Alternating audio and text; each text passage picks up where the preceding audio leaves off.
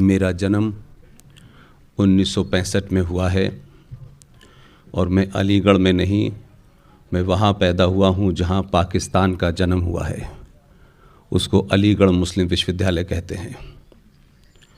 और मेरी कोई ट्रेनिंग न ऋषि मुनियों के बीच हुई है और ना ही मैंने कोई मंदिर में कभी पूजा की, न मैं कभी संतों के बीच में रहा।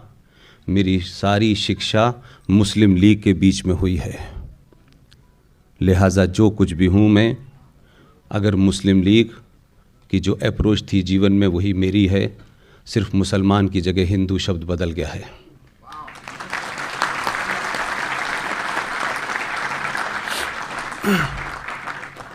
मेरे परिचय में मुझे दार्शनिक तक कहा गया। ये सारे शब्द मुझे बहुत भारी लगते हैं और शायद मैं उनके लिए नहीं हूँ और ना ही ऐसे शब्दों को मुझे कभी लगता है कि मेरे नाम के साथ जुड़ें।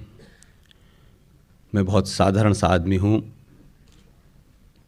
एक ही बात कहता हूँ और जो भी मैंने कहा अब तक पिछले 7 साल में, एक ही बात पे जोर दे रहा हूँ कि आप अगर किसी लालच से बाहर निकलेंगे तो आपके अंदर से डर निकल जाएगा।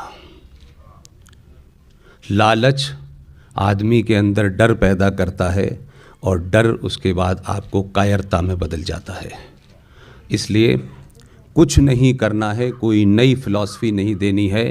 इतना ही कहना है कि 90 करोड़ सनातनी अपने आप से झूठ न बोलें, अपनों के सामने झूठ न बोलें और झूठ बोलने की आदत को छोड़ दें और झूठ सुनने की आदत को छोड़ दें। ये राष्ट्र, सनातनी राष्ट्र 24 घंटे में हिंदू राष्ट्र हो जाएगा।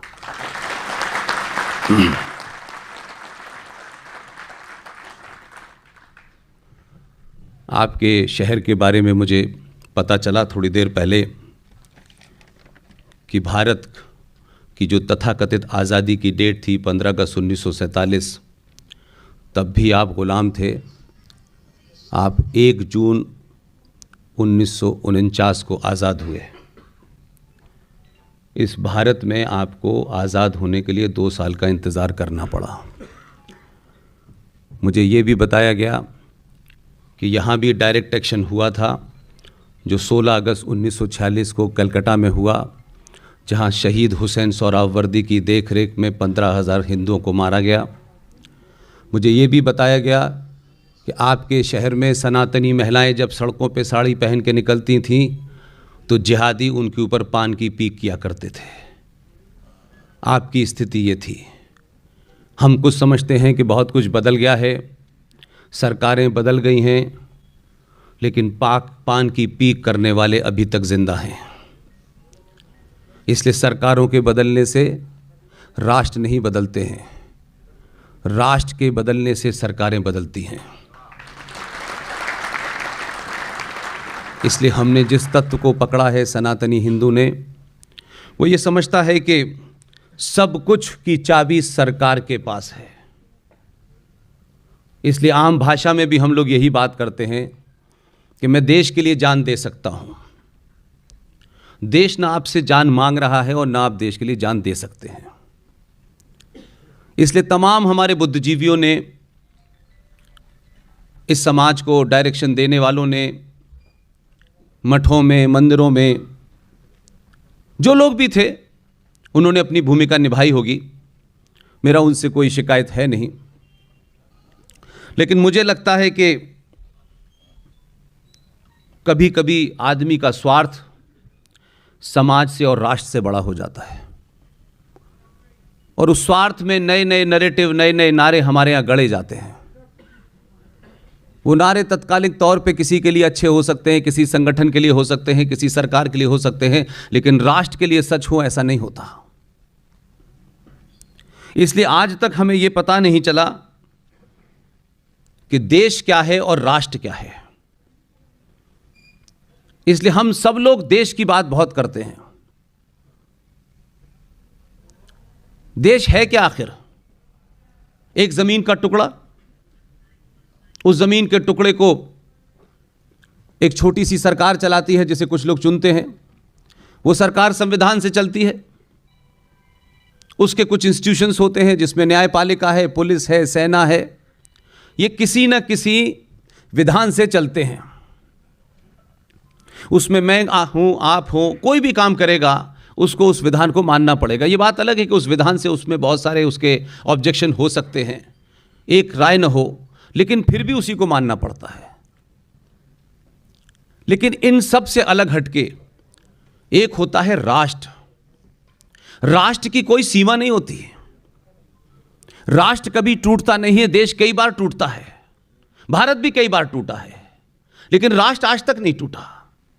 और राष्ट्र को चलाने की जिम्मेदारी इस समाज की होती है। राज चलता है मेरे सरोकारों से, मेरी आस्थाओं से, मेरी परंपराओं से।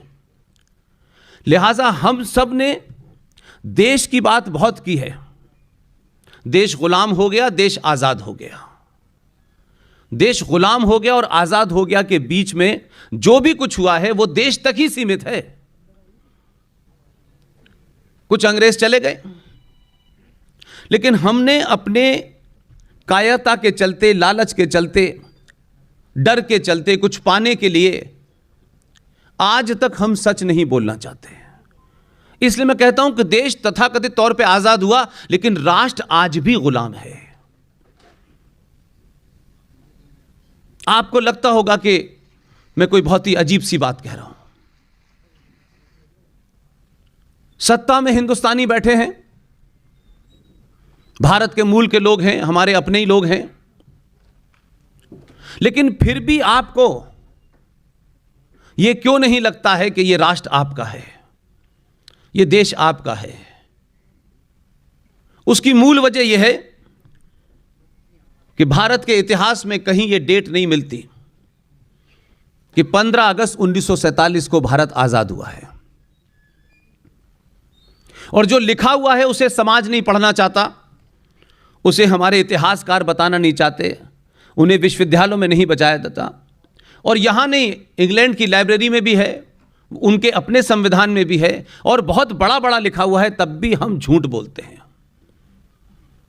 क्योंकि हमें झूठ बोलने की एक बीमारी लग गई है। क्योंकि झूठ बोलने से सब कोई ठीक ठाक रहते हैं, कोई नया विवाद नहीं पैदा होता। जिन राष्ट्रों में नया विवाद पैदा करने की क्षमता नहीं होती, वो आजीवन गुलाम रहते हैं। 15 अगस्त 1947 से पहले ही यह ट्रांसफर ऑफ पावर था। यह ट्रांसफर ऑफ पावर इसलिए था कि 1958 तक सुभाष चंद्र बोस के घर की जासूसी कराई गई।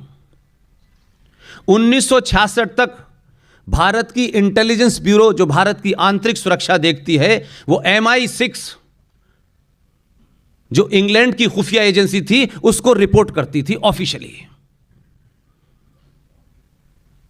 आजादी के वक्त पाकिस्तान और भारत के दोनों के सेना के अधिकारी अंग्रेज थे, और बहुत बाद तक लोग यहां से गए हैं। लेकिन हम 15 अगस्त 1947 को, इसलिए कि अंग्रेजों ने जापान पे विजय पाई, उन्होंने कहा बस इस दिन घोषित कर दीजिए, उसी दिन से हम आजाद हो गए। सरकारें बदली, सरकारों में नए चेहरे आए, सरकारों ने अपने हिसाब से काम किया, लेकिन कोई भी सरकार आपके जो आस्थाएं थीं, आपकी जो परंपराएं थीं, आपकी जो निष्ठाएं थीं, उससे बहुत दूर नजर आती थी। इसके मूल में हम नहीं गए। 70 सालों में कई सारे मंथन हमारे यहां हुए कि इसका कारण क्या है। इसलिए हमारे देश में ज्यादातर लोगों ने सरकार के बदलाव पे बहुत जोर दिया। ये सरकार आ गई है, अब इसके खिलाफ लड़ना है, ये सेकुलर है, ये वामपंथी है, ये समाजवादी है, ये मिलीजुली है। लेकिन बहुत कम लोगों ने राष्ट्र को जागृत करने की कोशिश की, सच बताने की कोशिश की। इसलिए मैं, चाहे मेजर जनरल GD बख्शी साहब हों, कर्नल RS सिंह साहब हों, सुशील पंडित हों, अंकुर शर्मा हों, ललित अंबरदार हों, ये तमाम सारे लोग न किसी पार्टी के हैं, न किसी विचारधारा के हैं, न किसी हिंदू संगठन के हैं। कौन सी ऐसी वजह है कि ये लोग जो बात कह रहे हैं, आप तमाम सारे लोगों के दिल में वो बात लग रही है, और आप इतनी बड़ी तादाद में, चाहे ये भोपाल हो, चाहे वो इंदौर हो, चाहे कर्नल RSing सिंह साहब आज पटना में बोल रहे हैं, सब जगह लोग क्यों पहुंच रहे हैं? क्या हमसे पहले बड़े लोग नहीं थे? क्या ज्ञानी लोग नहीं थे? इतिहासकार नहीं थे? उसकी एक ही वजह मैं ढूंढता हूं। जो भी जिस पद पे बैठा था, उसने उस पद को अपने अधीन बनाए रखने के लिए सत्ता ने जो बोली बोली उसी को उसने रटना शुरू कर दिया। सत्ता से जीवन भर कुछ मिलता रहे, रिटायर होने के बाद एक्सटेंशन मिल जाए, एक्सटेंशन के बाद फिर जीवन का एक्सटेंशन मिलता नहीं है, लेकिन सच बोलने की बारी आती नहीं है। ये जो कुछ पाने की हमारी बीमारी है, उस बीमारी ने हजारों साल की परंपरा, उसकी आस्थाएं, उस संस्कृति के मानने वालों को दुनिया में ऐसा बेआबरू किया है कि हम आज भी, लगता है टेलीविजनों पे, मीडिया के द्वारा आपको लगता हो सकता है 7-8 साल से आपको लगना शुरू हो कि पूरी दुनिया हमारा लोहा मान रही है। लेकिन जिन बातों पे दुनिया हंसती है हमारे ऊपर, उस पे हम कम गौर करते हैं, क्योंकि हम गौर करेंगे तो फिर हमको कुछ उसके लिए करना पड़ेगा, हमको कुछ छोड़ना पड़ेगा, हमको घर से निकलना पड़ेगा, हमको अपने स्वार्थों से ऊपर उठना पड़ेगा। लिहाजा हम उस तरफ जाना नहीं चाहते।